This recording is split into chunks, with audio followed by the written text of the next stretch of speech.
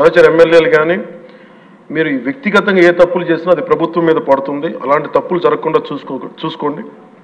అలాంటివి జరిగితే మటుకు నేను ఎవరైనా స్థానమానం లేకుండా నాకు వాళ్ళకి సిస్టమ్ పనిచేస్తూ ఉంటుంది. అది మీరు అర్థం చేసుకోండి. నేను ఏ ఉద్దేశంతో చెప్తానని చెప్పారు అధ్యక్ష. ఇలాంటి తప్పులు జరిగితే అవి వ్యక్తులు చేసిన తప్పులు పార్టీలకు కానీ ప్రభుత్వానికి కానీ చెడ్డ పేరు రాకూడదు. దాన్ని ఎలా హ్యాండిల్ చేసుకోవాలో జనసేన పార్టీ తరఫు నుంచి నేను మా వాళ్ళందరికీ కూడా ఒకటే తెలియజేశాను.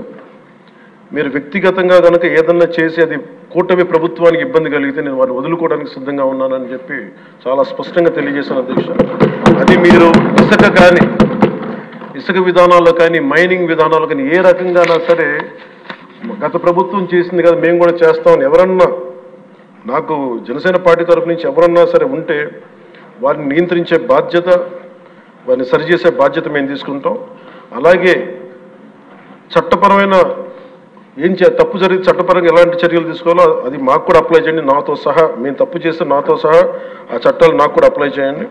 ఎవరు దీనికి అతీతులు కాదు. దీనికి ముఖ్యంగా ఈ 5 సంవత్సరాల కాలం ఇది హాలిడే కాదు ఎవరికి. మన ముఖ్యమంత్రి గారు కూడా చెప్తా ఉన్నారు, ట్రాఫిక్ జామ్స్ ఎంతసేపు జరుగుతున్నాయి, ఈ ప్రోటోకాల్స్ ప్రకారం సెక్యూరిటీ హ్యాజర్డ్స్లో ఎంతసేపు ట్రాఫిక్ ఆపుతున్నారు, ఒక 2-3 నిమిషాల మించి ప్రజలు ఇబ్బంది పడకూడదని పదే స్పష్టంగా చెప్తా ఉన్నారు.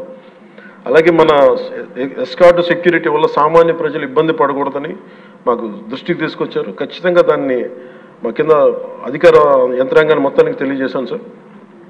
అలాగే ఈరోజు మనకున్నది భవిష్యత్తు బాధ్యత. ఇది కేవలం ఈ హౌస్లో ఉన్న వ్యక్తులకే కాదు అధ్యక్ష, ఇంక్లూడింగ్ బ్యూరోక్రాట్స్కి. గత ప్రభుత్వం చాలా అవుట్ రైట్ తప్పులు చేస్తూ ఉంటే కూడా బ్యూరోక్రసీ చాలా వరకు చాలా నిర్లిప్తంగా ఉండిపోయారు అధ్యక్ష. ఒక్క ఐఏఎస్ అధికారి ఏసార్లు రివ్యూ చేసిన ఒక్క ఐఏఎస్ అధికారి పేరు చెప్తా ఉంటారు. ఈ రోజున ఐఏఎస్ అధికారి ఏ శిక్ష పడకుండా వెళ్ళిపోయాడు.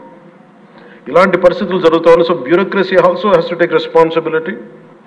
అండ్ ఆఫ్ కోర్స్ మీడియా ఏ సమస్యని హైలైట్ చేయాలి, ఏ సమస్యని హైలైట్ చేయకూడదు, ఏది ప్రజలకు అవసరం అనేది మీడియా మీద కూడా బాధ్యత ఉంది అధ్యక్ష.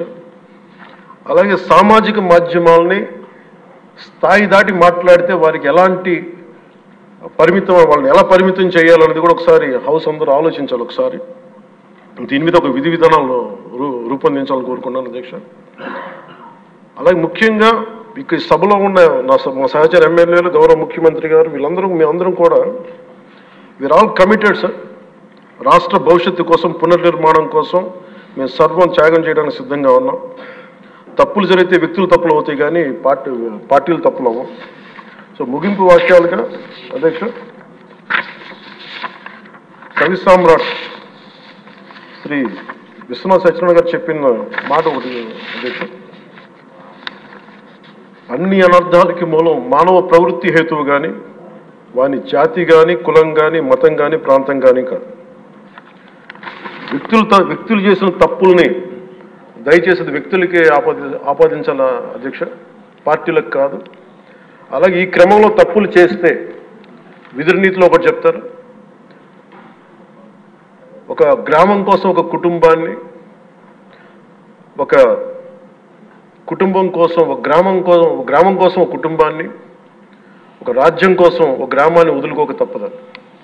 అలాగే నాలాంటి వాడు కూడా తప్పులు చేసిన అధ్యక్ష చాలా నిస్సందేహంగా నాలాంటి వాడిని కూడా శిక్షించాలి అధ్యక్ష. అలాంటి బలమైన సంకేతం ప్రజలకు పంపించాలి అధ్యక్ష. మేమందరం కూడా తప్పు ఎవరు చేసినా అది మనమే దాన్ని ముందుకు తీసుకెళ్ళకపోతే నేను కూడా దీనికి సంసిద్ధంగా ఉన్నాను. నా ద్వారా ఏదన్నా తప్పులు జరిగినా, అవకతవకలు జరిగినా నా మీద కూడా చర్యలు తీసుకోవాలి. అది let it be any kind of issue sir.